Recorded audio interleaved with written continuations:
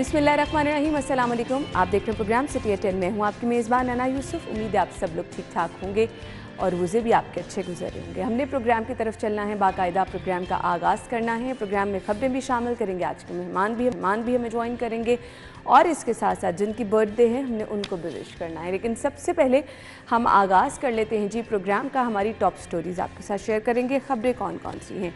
पहली खबर, ताजिरों का देरीना मुतालिबा भी थी और मेरे ख्याल से राइट भी बनता था। मार्केटें रात 1 बजे तक खुलेंगी, हाई कोर्ट ने बाकायदा इसकी इजाज़त दे दी है।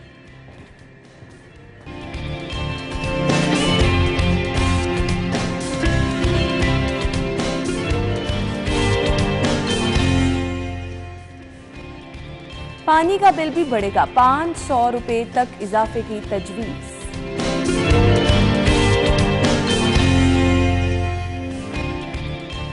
सड़कों की हिफाजत के लिए क्या प्लान बनाया गया है वो भी आपको बताएंगे आज के शो में।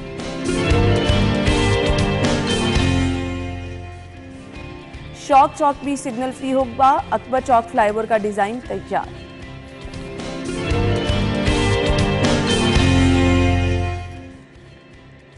खबरें आप जान चुके हैं। हमारे गेस्ट हमारे साथ मौजूद हैं। आज की खबरों की डिटेल्स की तरफ जाएंगे। एडिटर ब्यूरोक्रेसी कैसर खोकर साहब और हमारे सीनियर रिपोर्टर अली रामी ने ज्वाइन किया। अस्सलाम वालेकुम, बहुत बहुत शुक्रिया आप लोगों के वक्त के लिए। सबसे पहले आ जाते हैं पहली खबर की तरफ। 1 बजे तक मार्केटें खोलने की इजाज़त दे दी गई है। किसानों के लिए सुपर सीडर के इस्तेमाल की पॉलिसी बनाने, दरख्त काटने वालों पर मुकदमा दर्ज, आलूदगी का बाइस बनने वाले भट्टों के खिलाफ कार्रवाई के अहकाम।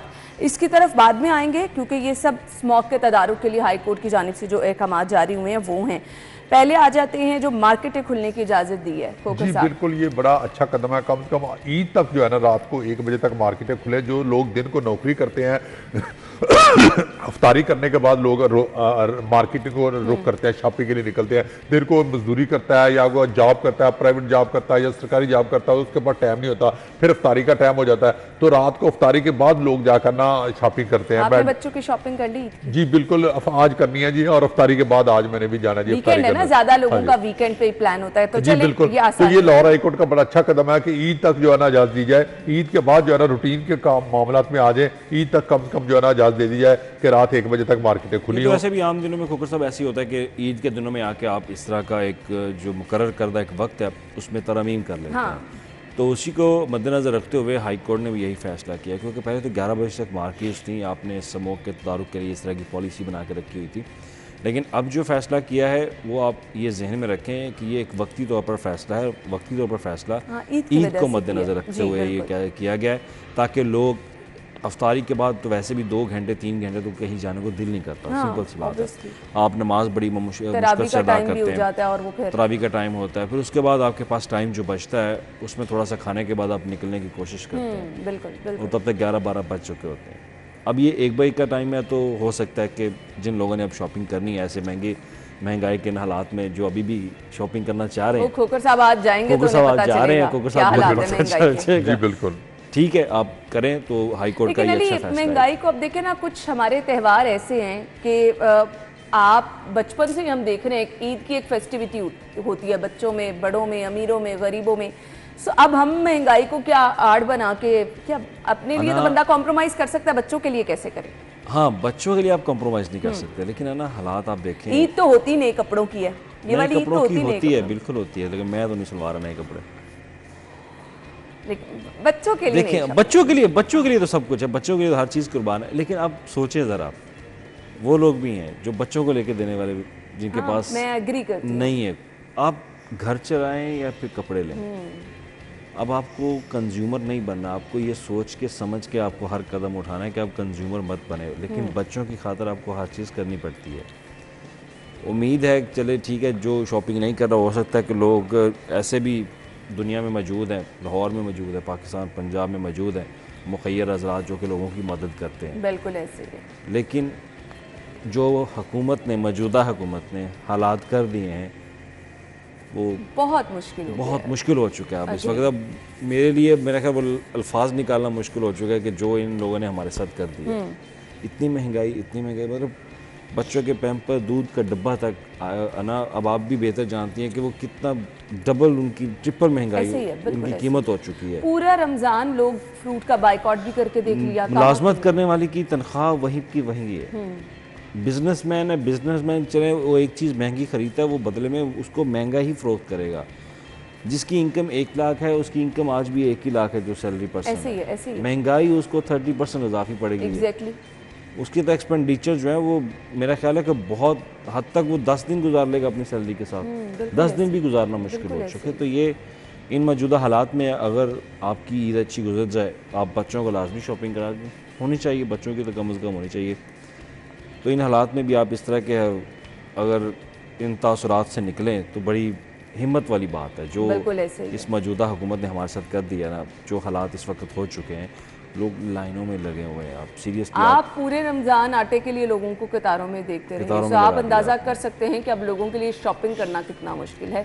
खैर, ईद का त्यौहार ऐसा होता है तो खुशी से मनाएं जी, खुशी से मनाएं। हाँ जी, बिल्कुल खुशियाँ बांटने का त्यौहार है, तो हम चाहेंगे कि आप बड़े अच्छे तरीके से मनाएं, अपने मुताबिक जिस तरह भी आप शॉपिंग कर सकते हैं, लिमिटेड कर सकते हैं, ज़रूर करें और बच्चों को खुशियों के त्यौहार को खुशियों से मनाने दें। बाकी रह गई स्मोक तदारुक के हवाले से जो इकदाम हैं और जो बाकी डिटेल्स अदालत ने कही हैं जी। आलूदगी का बायस बनने वाले भट्टों के खिलाफ भी कार्रवाई होगी, दरख्त काटने पर मुकदमात दर्ज होंगे। खोकर साहब, ये कार्रवाइयाँ साथ साथ जी बिल्कुल, जो भट्टे जो है ना जो आलूदगी पैदा करते हैं उनको तो पहले गवर्नमेंट जो महकमा माहौलियत बंद कर रहा है और ऑलरेडी उनके खिलाफ एक्शन हो रहा है, लेकिन वो एक्शन बड़ा स्लो हो रहा था। अब क्योंकि अदालत का आलिया का हुक्म आ गया, अब अदालत आलिया के हुक्म के तहत वो प्रोसेस जो है थोड़ा सा तेज हो जाएगा। ठीक है, दूसरा रहा कि जो दरख्त काटने पर मुकदमा दर्ज हो गए, ये बड़ा अच्छा कदम है। पहले मुकदमा दर्ज नहीं होते थे, पहले वैसे पाबंदी थी। वज़ीर आला पंजाब ने भी कहा था कि दरख्त ना काटा जाए, जो फ्लाईओवर बनते हैं या अंडरपास बनते हैं वहां कोई दरख्त ना काटा जाए। लेकिन अब जो है ना लाहौर हाईकोर्ट ने हुक्म दे दिया कि एफआईआर दर्ज की जाए, तो अब गवर्नमेंट को चाहिए कि इसकी बाकायदा तौर पर एक लेजिस्लेशन कर ली जाए, कानून में शामिल कर लिया जाए, ताकि एक सीआरपीसी जो है उसमें शामिल कर लिया जाए कि दरख्त काटना जो है वो जुर्म हो और उसके पर एफआईआर दर्ज होगी, उसकी सजा मुकर्रर की जाए। उसके बाद फिर उसका वो अदालत में प्रोसिक्यूशन का प्रोसेस सारा मुकम्मल कर दीजिए। इतला के लिए खोकर साहब अर्ज है कि लेजिस्लेशन हो चुकी है जी।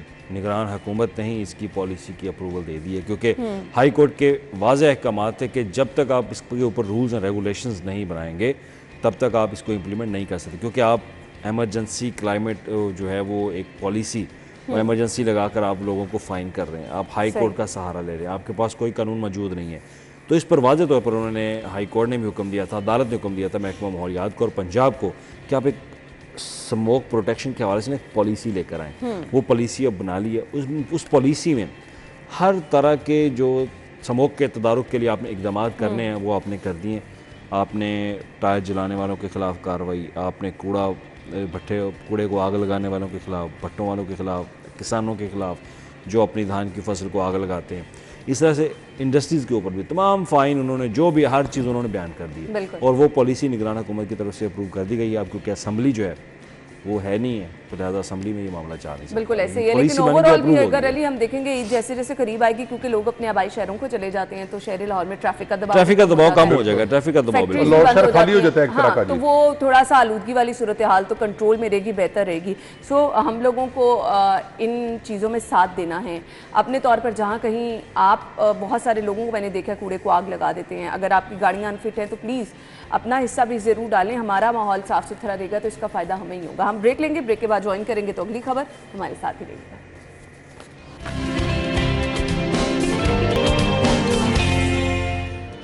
Welcome back once again. खबर हमारे पास क्या है जी, पानी का बिल बढ़ेगा और 500 रुपये तक इजाफे की इसमें तजवीज़ दी गई है। और अभी हम ऑलरेडी महंगाई की बातें कर रहे थे और उस पर इस तरह के इजाफी बोझ इस टाइम पर आकर, आपको पता बिजली भी महंगी होनी है, पेट्रोल ऑलरेडी महंगा है और मज़ीद भी होना है।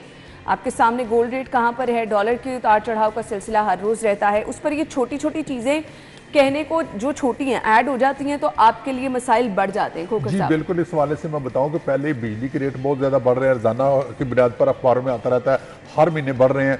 हर रोज पेट्रोल की कीमतें देखते हैं, पेट्रोल की कीमतें बढ़ रही हैं, गैस की कीमतें बढ़ रही हैं, महंगाई बढ़ रही है। अब ये पानी का 500 रुपए तक इजाफा की जो तजवीज़ है, ये वासा के अंदर जो करप्शन है या मिसमैनेजमेंट है उसको पहले खत्म किया जाए, उसका ऑडिट किया जाए, उसको रिकवर किया जाए, उसको वासा की जो रिकवरी है निज़ाम बेहतर किया जाए, और उसके जो पहले ऑलरेडी लोगों को कनेक्शन दिए हुए हैं वो टैरिफ जो है उसी को अमल दरामद कर लिया जाए, और जो लोग बिल नहीं दे रहे उनको बिल के नेट में लाया जाए, जिनकी तरफ एरियर है वो एरिया रिकवर किया जाए, और नया जो टैरिफ लगाने की जरूरत ही नहीं पड़ेगी। और ये नया जो टैरिफ लगा रहा वासा, ये गलत इकदाम है, ये फौरी तौर पर वापस ले। खोखर साहब की बात ये बिल्कुल दुरुस्त है कि जो पहले आपने एक टैरिफ का तयन किया हुआ है, आप उस टैरिफ पर तो आपको इम्प्लीमेंट करना चाहिए कि कम से कम उसके ऊपर जो रिकवरी है वो आप हासिल करें।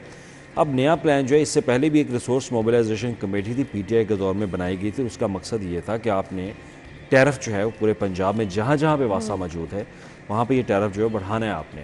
तो इसके लिए मुख्तलिफ प्रपोजल्स आते रहे, तो उसमें फ़ैसला नहीं हो सका। अब वासा जो है वो महकमा हाउसिंग पंजाब जो कि उनकी सुपरविजन करता है, उन्होंने दोबारा फिर से अब निगरान हुकूमत के सामने ये मामला रखा है, क्योंकि इनका वासास का डेफिसिट जो है, खसारा वो बढ़ता जा रहा है, और हर साल इनको हुकूमत पंजाब की तरफ से 3 से 4-5 अरब रुपए की एक ग्रांट जो है वो देती है। अंदरूनी मामला से उसको सारे को मैनेज किया जा सकता है या नहीं? मैं वही पहले पॉइंट की बात करूँ कि खोखर साहब ने बात बिल्कुल ठीक की थी। जो पहले आपका टैरिफ तयन करता है आप उस पर अमल दरामद करवाएं, जब आप इम्प्लीमेंट उस पर करवा लेंगे, उसके बाद अगर आप 10, 15, 20 रुपये बढ़ाना चाहते हो तो ठीक है।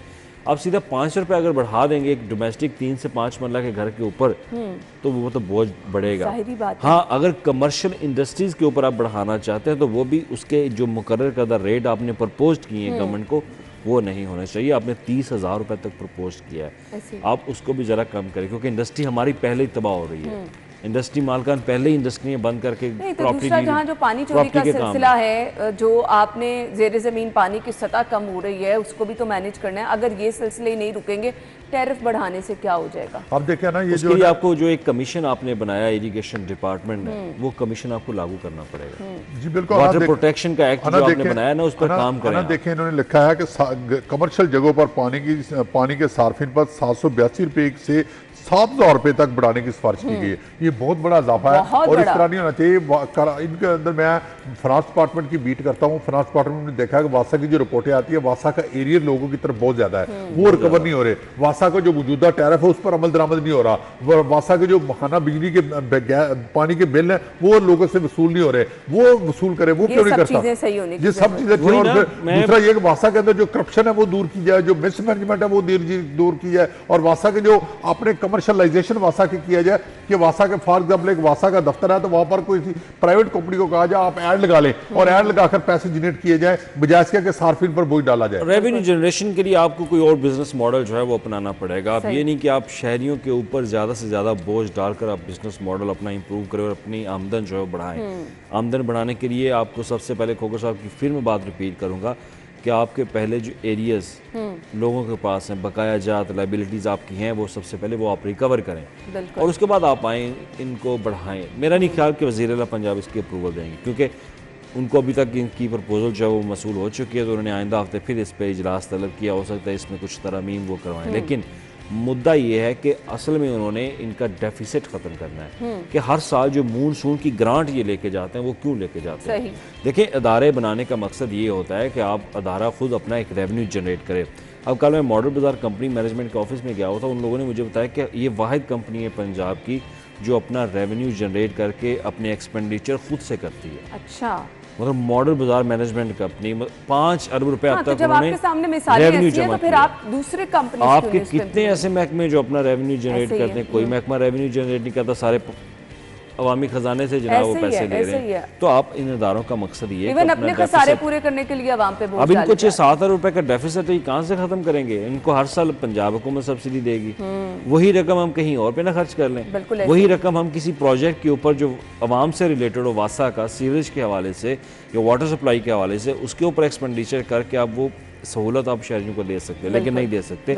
हम वो इनको इनका डेफिसिट ख़त्म करने के लिए तनख्वाहों की मद में दीगर एक्सपेंडिचर्स के लिए वो सब्सिडी के तौर पर इनको लोगों को दे देते हैं। तो ये इनको तय करना होगा कि अपने एरियाज़, अपनी लायबिलिटीज़ जो हैं वो रिकवर करें। आप पहले सबसे पहले इम्प्लीमेंटेशन पे आ जाए ना, इम्प्लीमेंटेशन के आप अगर आप सक्सेसफुल हो जाते हो, आपको पता चल जाता है कि आप इस मामले पर हम अमल दरामद कराने में तेज़ हैं, हम रेवेन्यू अच्छा हासिल कर सकते हैं, फिर उसका रेवेन्यू बढ़ाएं। बिल्कुल, लेकिन यहाँ पर आसान हल ये निकाल लिया जाता है कि अवाम के ऊपर बोझ डाला जाता है और अपने खसारे पूरे करने के लिए आवाम से, लेकिन आपको ये अंदरूनी मामला जब तक ठीक नहीं होंगे ये खसारा ऐसे बढ़ता रहेगा। हमने ब्रेक लेनी है, ब्रेक के बाद ज्वाइन करेंगे हमारे साथ। रहिए।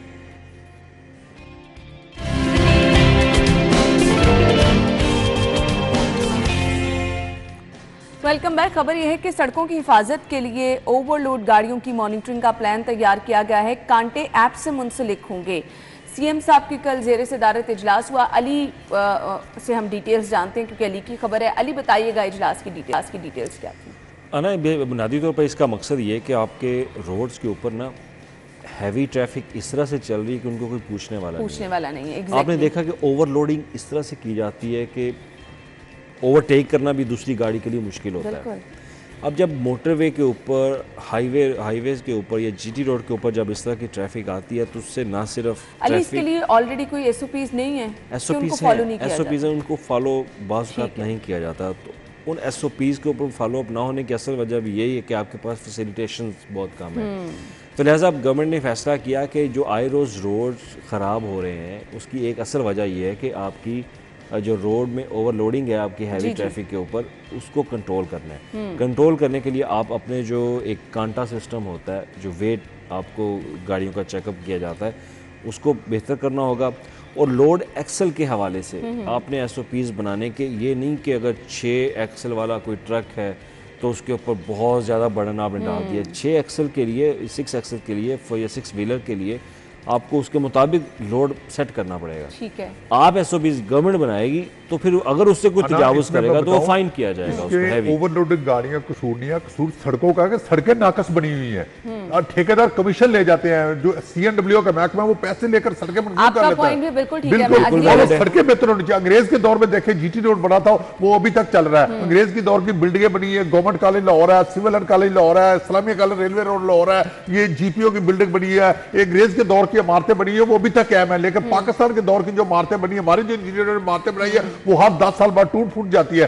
सिविल सेक्रेटरी की इमारत देखे पुरानी बनी हुई है अभी तक। दयाल सिंह जो एमओ कॉलेज है, दयाल सिंह कॉलेज है, वो देखे अभी तक कायम है। लेकिन हमारी जो नई बिल्डिंगें बनी है, जो पाकिस्तानी इंजीनियरों ने बनाई है, वो देखे टूट फूट का शिकार हो गई है। इसकी वजह यह है कि सड़कों पर नाकस मटीरियल इस्तेमाल होता है, सड़कों पर कमीशन लेकर सड़कों को मंजूर किया जाता है, जिसकी वजह से सड़कें जो है वो इधर से सड़कें बाहर नहीं होती है, इधर से टूट रही होती है। और इसमें ओवरलोड गाड़ियों को ना चलाया जाए तो ओवरलोड गाड़ियों के लिए फिर अलग सड़कें बनाई जाए, उनको आसमानों के ऊपर से गुजारा जाए। ओवरलोड गाड़ी को, ओवरलोड गाड़ियों ने भी इधर से गुजरना होता है। तो हुकूमत को चाहिए कि वो सड़कों की जो तमीर है उसको मजबूत करे।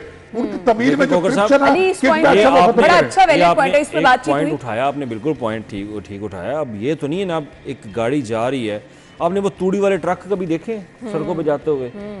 क्या वो कौन सा ऐसा एसओपी है जिसको इजाजत देता है कि जनाब आप सड़क पे चलें, आप 2 लेन जो है उसकी वो उसको कवर कर लेता है, पीछे वाला ट्रैफिक मुतासर नहीं होगा? सर आपने कभी ये गौर किया इस बात के ऊपर? अगर वो किसी वो अगर वो ट्रक तो वो कहाँ जाए? वो अपना लोड कम करे सर, रोड से चले, अपना लोड कम करे, अपना लोड कम सड़कों की तमीर भी तो आप बेहतर करें। सड़कों की तमीर एक इशू है, मैं आपकी बात मान रहा हूँ, उसका ऑडिट होना चाहिए, आप उनके मुतल्लिका अफसरान को पकड़े। लेकिन ये है कि आप गाड़ी के ऊपर, आप एक ट्रैक्टर ट्रॉली के ऊपर इतना बड़ा लोड आप कर लेंगे, और मैंने गिरे हुए भी नहीं ट्रक, जो आप जिन ट्रक का आप जिक्र कर रहे हैं मैंने उल्टे हुए भी देखे हैं। पूरा रोड मसला ये है कि हमारी जो नेशनल हाईवे अथॉरिटी है, अब एक ट्रक वाला उसे पता है कि मैं ओवरलोडिंग कर रहा हूँ और उससे ये भी पता है कि मैं इनको चलान की फीस दूंगा और ये मुझे जाने देंगे। भाई अल्लाह के बंदो, आप लोग उसको उसी वक्त रोको वहां पे। बिल्कुल आप उसका ओवरलोडिंग का जो सामान है वो उसको निकाल दो।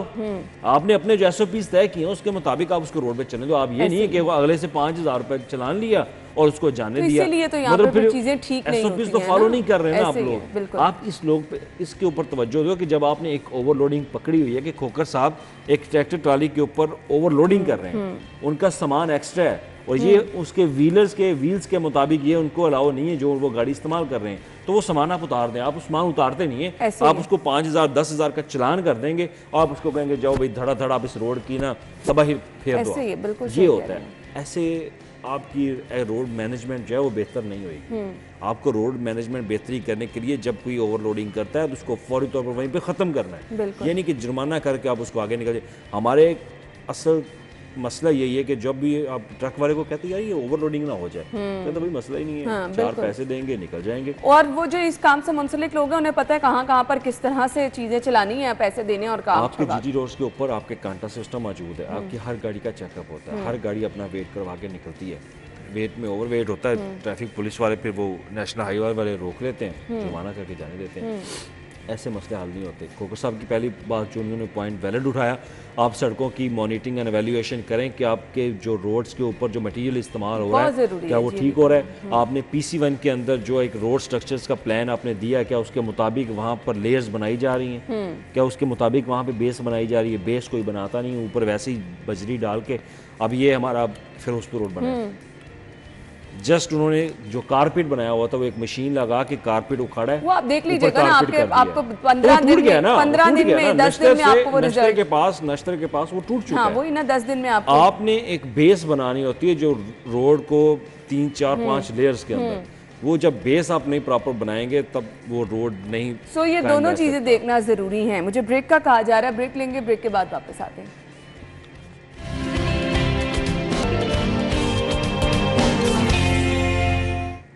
एक बार फिर से आपको खुश आमदीद कहेंगे। खबर हमारे पास क्या है? अकबर चौक फ्लाईओवर का डिजाइन तैयार, शौक चौक भी सिग्नल फ्री होगा। अली आपसे आगाज कर लेते हैं, क्या कहेंगे? अकबर चौक का जो डिज़ाइन वाकई इन्होंने अब दुल्हन आपने जो खबर दी है कि फ्लाईओवर्स का प्लान आपने बनाया, पहले आपने अंडरपास बनाने थे, ठीक है। सवाल फिर पैदा होता है कि क्या आपने आने अगले जो चौक हैं इनके क्या उसकी रीमॉडलिंग की है? अब दुल्हन आपकी खबर है कि उसकी रीमॉडलिंग के लिए भी जो एक प्लान हाई कोर्ट के सामने रखा गया उस पर हाई कोर्ट ने इत्मीनान का इजहार किया। अब मसला ये है कि आप अगर इस एक रोड को आप बना देंगे तो इस पर वज़ीर-ए-आला पंजाब ने भी ना एक सवाल उठाया था कि आप ठीक है अकबर चौक को आप इसकी रिहेबिलिटेशन करो, आप इसकी एक्सटेंशन भी करो, फ्लाईओवर बनाओ या अंडरपास बनाओ। असल मसला ये कि जब यहाँ से ट्रैफिक एक फास्ट रूट के साथ निकलेगी, क्या अगले चौक में अगले सिग्नल पे उसको रुकना पड़ेगा, आप उसको रोकेंगे या फिर उसको वहाँ पे भी रास्ता देंगे? ठीक, तो इस पर अब वो प्लानिंग की जा रही है कि अब लिंक रोड का, मॉडल टाउन लिंक रोड का एक सिग्नल है, वो आके आपको ब्रेक लगवाता है। अब आपको यहाँ पे भी या तो सिग्नल फ्री करना पड़ेगा या फिर आपको अंडरपास देना पड़ेगा, क्योंकि जो पीको रोड से आने वाली ट्रैफिक है वो मॉडल टाउन अगर लिंक रोड जाना चाहती है तो वो ईजिली जा सके। सही। और जो अकबर चौक से गाड़ी आ रही है पीको रोड के ऊपर तो वो ईजिली उस अंडरपास के ज़रिए निकल जाए। आपको रीमॉडलिंग की ज़रूरत और वो भी प्लानिंग 10 से 15 साल की ज़रूरत है। अब ठीक है, अगर ये प्लानिंग कर भी ली जाती है, असल फिर मुद्दा आता है कि पैसे कौन देगा। LDA के पास अपने ऑन रिसोर्सेज इतना बजट नहीं होता, फिर वो डिमांड करता है गवर्नमेंट ऑफ पंजाब से। फिर मामला आता है ADP के पास। ADP में आके खोखर साहब का जो फाइनेंस डिपार्टमेंट है वो आके ब्रेक लगवा देता है कि भाई LDA का काम है अपना ऑन रिसोर्सेज इकट्ठा करना, आप अपने ऑन रिसोर्सेज से ये बजट। फिर 1, 2, 3 महीने जो है ना ऐसे उलझा के रखेंगे, न जाने क्या वजह उसके अंदर क्यों उलझाया जाता है। भी एक चीज़ अवामी फलाह के मंसूबे की आप उसको जल्द अज जल्द मुकम्मल करने के लिए आप फंड जो है वो जरा कर दें, फिर मामला CM के पास जाएगा, CM कैबिनेट में इसको ADP में शामिल करने की अप्रूवल दे देगा। ये सारा प्रोसेस है। मसला ये कि क्या इससे हमारा ट्रैफिक का लोड मैनेजमेंट जो है वो कंट्रोल होगा या नहीं होगा।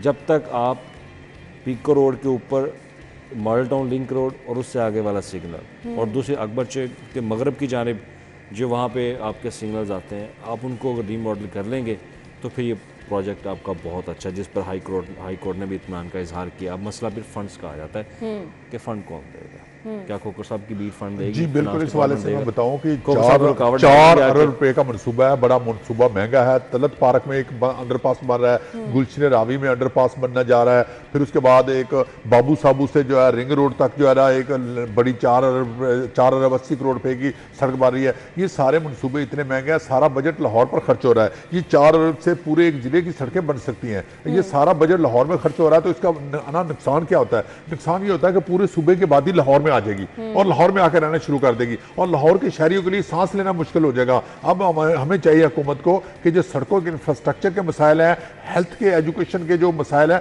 ये वहाँ पर तकसीम करे, वहाँ पर बनाए, अस्पताल बनाए जाए, वहाँ पर स्कूल खोले जाए, कॉलेज खोले जाए, यूनिवर्सिटियाँ बनाई जाए, सड़कें बनाई जाए, ताकि वहाँ के लोग वहाँ रहें और जिलों में वो सारे लाहौर में ना आ जाए। और लाहौर में अगर ब्रेन ड्रेन हो जाएगा और सारे लाहौर में लोग कहाँ जाएंगे फिर? लाहौर के लोगों का पहले 1 करोड़ 20 लाख की आबादी हो गई है लाहौर की, 1 करोड़ 20 लाख की आबादी पहले हो गई है, अब मजीद आबादी बढ़ने का, अब शहर के साथ साथ देखें कमर्शलाइजेशन इतनी हो गई है कि लाहौर में सारी कमर्शलाइजेशन हो गई है और ज़रूरी ज़मीनें जो है ना वो खत्म हो रही हैं और ये सारा। और जिस दिन खोखर साहब किसी ट्रैफिक में फंस गए ना, फिर इसी प्रोग्राम में बैठ के इनको यहाँ पे रोड मैनेजमेंट की जरूरत है, अंडरपास बनाने की जरूरत है, फिर खोखर साहब ये कहेंगे फिर लाहौर पर पैसा खर्च नहीं होगा। बहुत बहुत शुक्रिया नाज़रीन, हेडलाइंस के बाद आपको ज्वाइन करते हैं।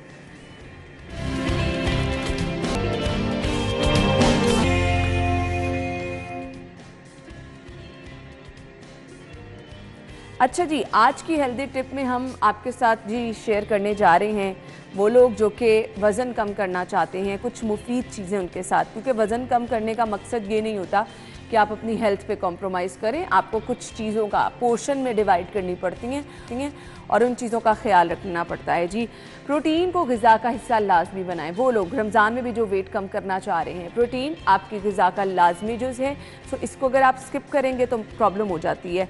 प्रोटीन को अपनी ग़िज़ा में शामिल आपने इस तरह से करना है कि जी आप अंडों की सूरत में भी कर सकते हैं, आप चिकन की सूरत में भी कर सकते हैं, मेटाबॉलिज्म में आपकी बेहतरी भी आ जाती है, आप एक्टिव भी रहते हैं।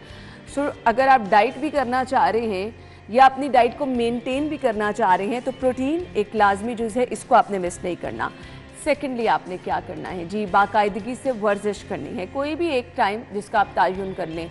ऐसा बिल्कुल नहीं है कि आप 10 मिनट 15 मिनट अगर एक दिन स्किप करके कर रहे हैं, आप 20 मिनट या 10 मिनट जितना भी टाइम रखते हैं, आपको उस पर कंसिस्टेंसी लेके आनी है। हर रोज़ आपको जो है वो अपनी रूटीन बनानी है, तभी आप जो अपना मतलूबा रिज़ल्ट है वो आप हासिल कर सकते हैं। सो इसमें जी नुकसान कोई नहीं है, आप ज़्यादा भी कर लें, आपके अपने डिपेंड करता है वर्जिश आपने किस तरह से करनी है। एक्सरसाइज करें, वॉक करें, आपके लिए जो आसानी है वो करें, टाइम की कोई इसमें रिस्ट्रिक्शन नहीं है। सो ये आपने अपने मुताबिक जो है वो एडजस्ट करना है। फ़ाइबर की मिकदार में इजाफ़ा करना है जी, इसमें जी डेयरी में फ़ाइबर जो है वो शामिल हो सकता है। इसके अलावा डेयरी फ़ाइबर के इस्तेमाल से पेट जो है वो भरा रहने का एहसास भी होता है, भूख कम लगती है। तो ये वो चीज़ें हैं जो कि आपके लिए वैसे भी फ़ायदेमंद हैं और चर्बी ज़्यादा नहीं बढ़ा रही हैं, लेकिन रिक्वायरमेंट्स आपकी बॉडी की पूरी कर रही हैं और आपको वो एक फीलिंग ऑफ फुलनेस वाली जो है ना हर रोज़ सिचुएशन वो रहती है। गैर मुतवाज़न ग़िज़ाओं से आपने परहेज़ करना है। जो लोग वेट कम करना चाहते हैं वो ग़िज़ाएँ जो कि हम मुरगन ग़िज़ाओं की तरफ चले जाते हैं, नमक मिर्च का ज़्यादा इस्तेमाल करते हैं, सो ये आपके लिए नुकसानदेह हो सकती हैं। ऑयली चीज़ें आजकल रमज़ान में आप बहुत खा रहे हैं, इन चीज़ों का भी आप ख्याल रखें। वो लोग जो कि वेट कॉन्शियस हैं और स्टमक से रिलेटेड जिनका इशू है, नींद पूरी आपको करनी है जी हर सूरत। अक्सर लोग नींद पूरी ना लेने की वजह से भी मोटापे का शिकार हो जाते हैं। सो आपकी अगर नींद पूरी नहीं हो रही, आप हेल्थ वाइज तो डिस्टर्ब रहेंगे ही रहेंगे, लेकिन परेशानी आपको ये भी रहेगी, लेथार्जिक आप रहेंगे। और कुछ लोगों का इस सिलसिले में क्या होता है, वेट बढ़ता है। सो वो लोग जो कि मुसलसल भूखा रहते हैं, वेट उनका भी गेन होना शुरू हो जाता है। आपने अच्छी डाइट लेनी है, कम डाइट लेनी है, के साथ साथ एक्सरसाइज अपनी रूटीन का हिस्सा बनाना है। तो जी ओवरऑल आपने लाइफस्टाइल मॉडिफिकेशन करनी है, अच्छी लाइफ की तरफ आना है। अब एक्सरसाइज आपने कौन सी करनी है हमें जुहेब बताएंगे। Zuhaib, over to you. This is Bukhari, I am internationally certified fitness trainer और मेरे साथ हैं जवाद, और आज हम आपको बताएंगे 3 से 4 एक्सरसाइजेज, कोर ट्रेनिंग्स। कोर अब होता क्या, कोर ट्रेनिंग्स कौन सी होती है, जो हर वो एक्सरसाइज जो आपके अब्डोमिनल और लोअर बैक को टारगेट करती है, वो 4 से 5 एक्सरसाइज बताएंगे जिससे आपका बॉडी फैट बर्न करेंगे आप ड्यूरिंग रमज़ान। और फास्टिंग से आप पहले भी एक्सरसाइज कर सकते हो, फास्टिंग बाद भी कर सकते हो, लेकिन बेहतर ये है कि अगर आप फास्टिंग से पहले कर रहे हो तो कोशिश करें कि फास्टिंग से बिल्कुल करीब जब टाइम हो तब आप करें, ताकि अगर आपको वीकनेस फील अगर हो भी तो आपको पता हो कि आपने थोड़ी देर में खाना खा लेना है जो भी आपने खाना। और खाली हमने ये नहीं देखना कि हमने रमज़ान में फ़ैट लॉस करना। रमज़ान ये रोज़े के वैसे बड़े ज़्यादा फ़ायदे हैं। सबसे बड़ा फ़ायदा ये है कि उन लोगों के लिए जो डायबिटिक हैं, इंसुलिन कंट्रोल हो जाती है। स्टूडेंट्स के लिए बड़ा फ़ायदा है। स्टूडेंट वो जो बच्चे फोकस नहीं कर पाते काम में, वो अगर फास्टिंग करें तो उनका जो फोकस है बेहतर हो जाएगा। वो लोग जिनका स्टमक अपसेट रहता है, अगर वो रोज़े रखें तो उनका स्टमक बेहतर हो जाएगा। इसके और भी काफ़ी फ़ायदे हैं फास्टिंग के, जो मैं आने वाले प्रोग्राम में आपको साथ साथ बताता दूंगा। तो आज का वर्कआउट स्टार्ट करते हैं वार्म अप से। 1 2 3 go. Jumping jacks. 10 9 8 7 6 5 4 3 2 and 1. Okay, march. 10 9 8, come on, 7 6 5 4 3 2 and 1. Okay, exercise start करेंगे। हमने जूम कर लिया कि हमने 5 मिनट्स वार्म अप किया और हम स्टार्ट करेंगे प्लैंक से स्टार्ट करेंगे। कोर ट्रेनिंग्स वर्कआउट है आज हमारा, उसमें हम start with the plank. Okay, posture सीधा रहेगा। वेरी गुड, शाबाश। Hold for 10 second. 10 9 8। अभी जो एक्सरसाइज है इसके अंदर आपके पूरा आपका लोअर बैक रीजन, आपका अब्डोमिनल, आपके साइड लव हैंडल्स, आपके ग्लूट्स, ये सारी बॉडी तकरीबन आपके मसल एंगेज हो रहे हैं। मैक्सिमम मसल यूटिलाइजेशन है, इसका मतलब मैक्सिमम कैलोरी एक्सपेंडिचर है। 5 4 3 2 1। Relax yourself. और ये उन लोगों के लिए बड़ी अच्छी एक्सरसाइज है जिनको लोअर बैक का पेन है, जिनको स्पाइन वगैरह का इशू है, जिनके स्पाइन में पेन, मसल वीक है और स्पाइन को केट के जो रीजन है वहाँ पे इरेक्टर स्पाइनी मसल, अगर उसको स्ट्रॉन्ग कर लें तो सारा पेन कम हो जाएगा। तो वो सब एक्सरसाइज कौन सी हैं? प्लैंक्स। जो प्लैंक हमने एक किया, इसको दोबारा रिपीट करेंगे एक बार हम फिर से। Okay, 1 2 3 Planck again. पोस्चर सीधा रखेंगे, slightly down. 10 9 8 7 6 5 4 3 2 and 1।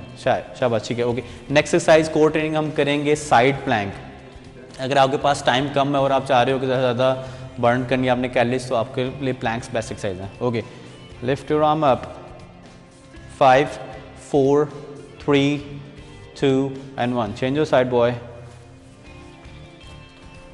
Lift again.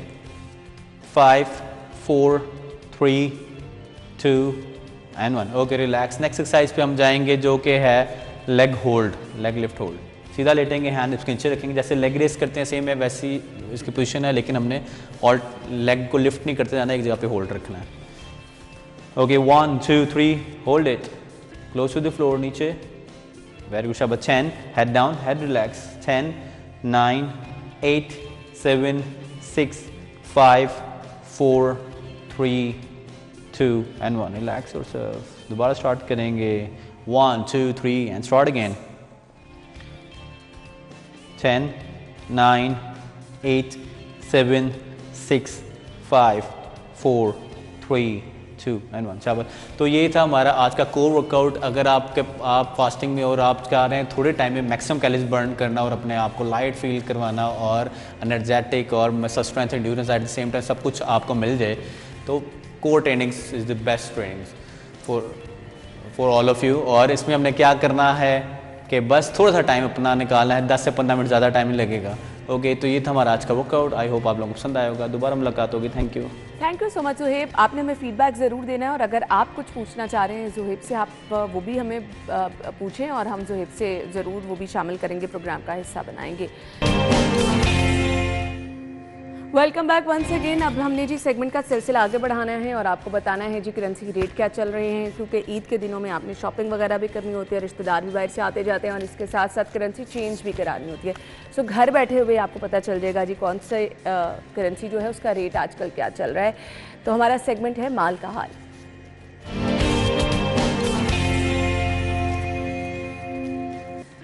List है हमारे पास डिफरेंट करेंसी के रेट क्या हैं जी, तो आपके साथ शेयर करते हैं।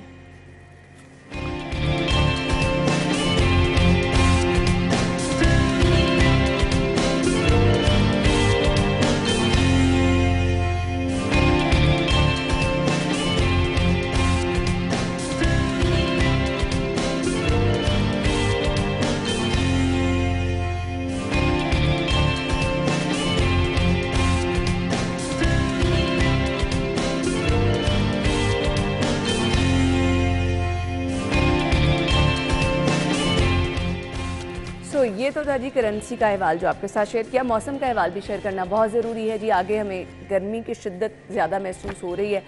सो अभी रोज़े भी हैं, तो आपको वीकेंड पे भी बाहर भी शॉपिंग करने के लिए भी जाना है। वैसे भी कुछ लोग अफ्तार के लिए भी बाहर जाते हैं, तो वीकेंड पे मौसम कैसा रहेगा? Today's weather.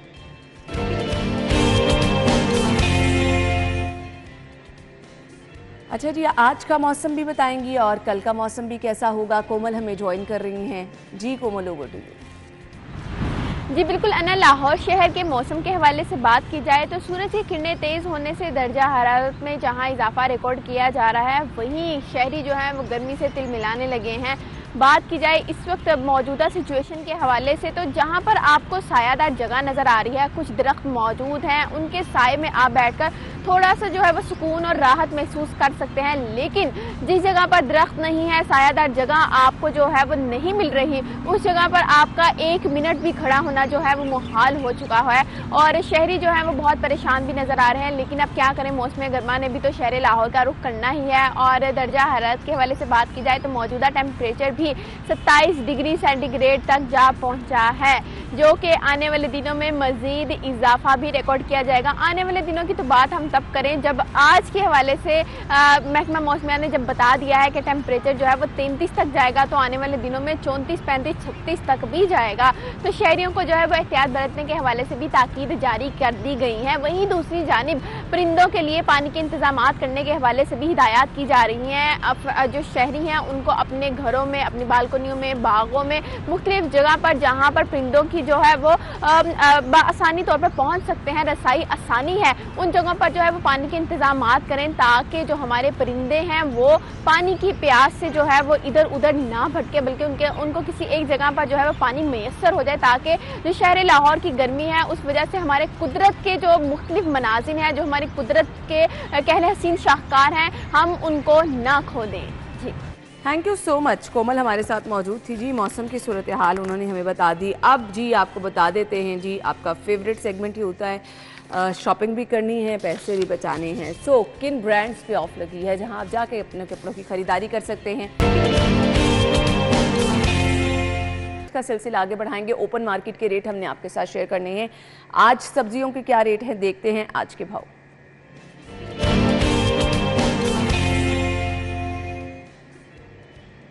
सो हमारे रिपोर्टर साजिद बाहर मौजूद हैं, आज की लिस्ट हमारे साथ वो शेयर कर रहे हैं। Over to you.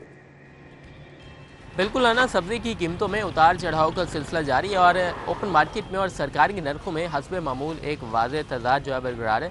एक नज़र अगर हम दौड़ा लें सब्जी की कीमतों पर तो जो प्याज है अव्वल है, इसकी सरकारी कीमत 80 रुपये फ़ी किलो मुकर्रर की गई है, जबकि ओपन मार्केट में प्याज 100 रुपये फ़ी किलो तक बेचा जा रहा है। टमाटर की भी यही कीमत है, ओपन मार्केट में भी टमाटर 100 रुपये फ़ी किलो तक बेचा जा रहा है। अगर अदरक की बात कर लीजिए 630 रुपये सरकारी कीमत है, ओपन मार्केट में अदरक 700 रुपये फ़ी किलो तक बेची जा रही है। अगर लहसन की बात कर लीजिए 350 रुपये सरकारी कीमत है, ओपन मार्केट में लहसन 400 रुपये फ़ी किलो तक बेचा जा रहा है। आलू की बात कर लीजिए, आलू जो कच्चा छिलका दर्जा अव्वल है ये 55 रुपये सरकारी इसकी कीमत है, ओपन मार्केट में अव्वल तो जो कच्चा छिलका आलू है ये मिल नहीं रहा, अगर मिल रहा है तो ये 60 से 70 रुपये फ़ी किलो तक बेचा जा रहा है। अगर बात कर लीजिए बैंगन की तो इसकी सरकारी कीमत 64 रुपये फ़ी किलो मुकर्रर की गई है, ओपन मार्केट में बैंगन जो है ये 60 रुपये फ़ी किलो पर बेचा जा रहा है। ये एक वाहिद सब्ज़ी हमें देखने को मिली है जिसकी कीमत सरकारी नर्खनामे के मुताबिक है या फिर सरकारी नर्खनामे पर भी तकरीबन 2 से 4 रुपये कम है। अगर बात कर लीजिए सब्ज़ मिर्च की 95 रुपये सरकारी कीमत, ओपन मार्केट में सब्ज़ मिर्च जो है ये 120 रुपये फ़ी किलो तक बेची जा रही है। अगर लीमू की बात कर रही है, लीमू की सरकारी कीमत 400 रुपये फ़ी किलो मुकर्रर की है। दोबारा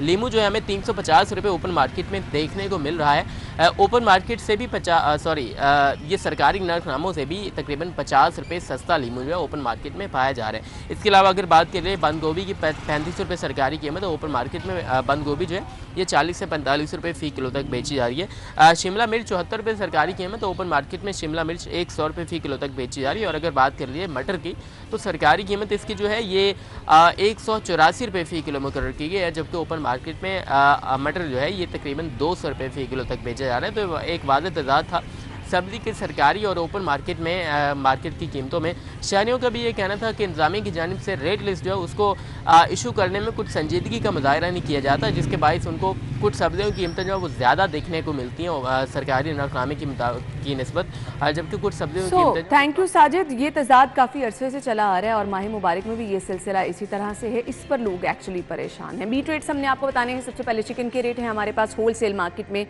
अगर आप जाएंगे तो आप 338 रुपये पर केजी खरीदारी कर सकेंगे। और इसी तरह जी आपको रिटेल प्राइस मिलेगी 346 और इसका बना हुआ गोश्त अगर आप मुर्गी का ख़रीदेंगे आज अच्छा खासा इजाफा भी हुआ है और इसका बना हुआ गोश्त आपको मिलेगा 519 रुपये किलो में।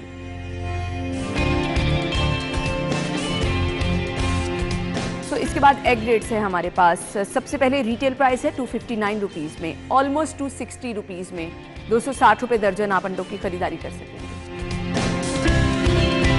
इसके बाद होलसेल पे जाएंगे, 2 रुपये बचा सकेंगे आप और 257 रुपये दर्जन में आप अंडों की खरीदारी कर सकेंगे। और इसके बाद अगर आप जाएंगे अपने करीबी किसी भी स्टोर पर, बेकरी पर, तो वहां पर आप 258 रुपीज़ में अंडों की खरीदारी कर सकेंगे।